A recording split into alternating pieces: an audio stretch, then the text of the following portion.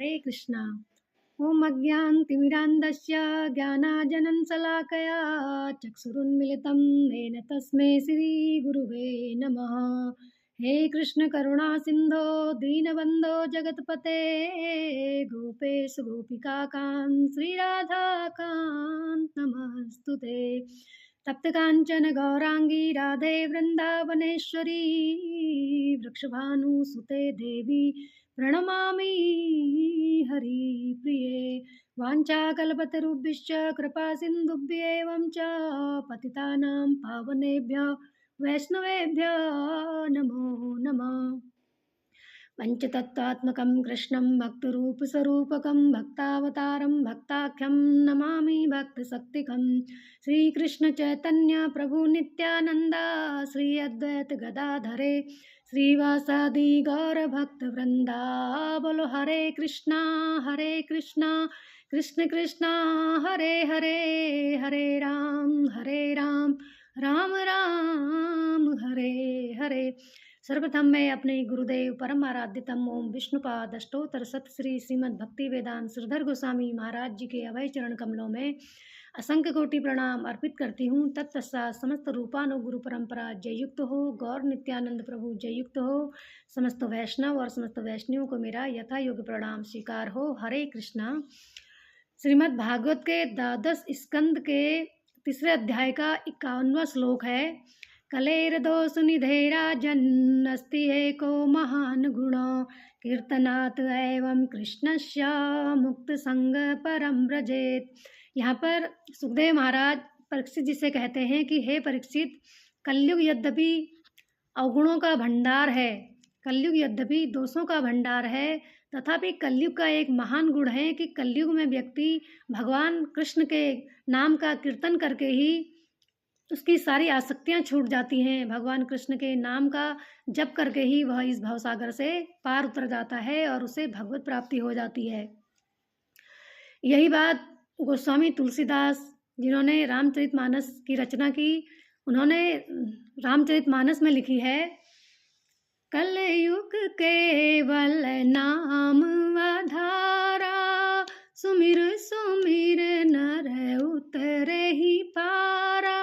उन्होंने बोला है कि कलयुग केवल नाम आधारा, कलयुग में केवल नाम ही आधार है।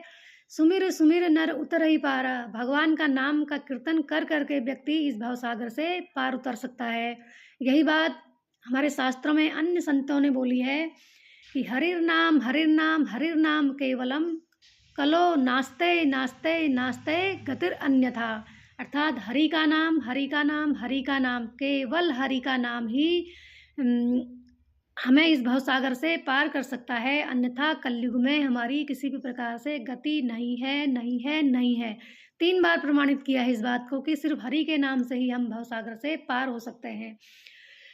तो इस प्रकार, क्योंकि कलयुग में व्यक्ति के पास ज़्यादा टाइम नहीं है, वो सतयुग की तरह तप नहीं कर सकता है, क्योंकि सतयुग में हिरण्याकश्यपु ने 60,000 वर्ष तक तप किया था, तब जाके ब्रह्मा को प्राप्त किया था।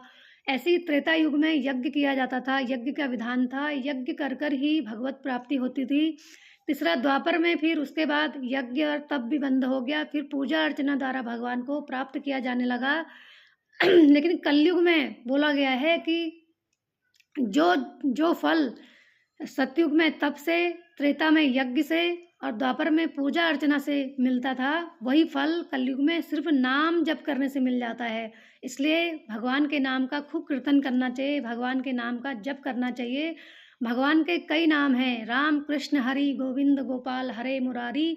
आपको जो नाम पसंद है उस नाम को जपिए। और कलयुग की शुरुआत में, क्योंकि कलयुग में सिर्फ नाम के द्वारा ही भगवत प्राप्ति हो सकती है, इसलिए भगवान राधा कृष्ण के मिलित अवतार चैतन्य महाप्रभु के रूप में इस धराधाम पे आए और उन्होंने एक महामंत्र दिया, इस संसार को एक महामंत्र दिया, हरे कृष्ण कृष्ण कृष्ण हरे हरे, हरे राम राम राम हरे हरे, और जगह जगह इस नाम का प्रचार करा।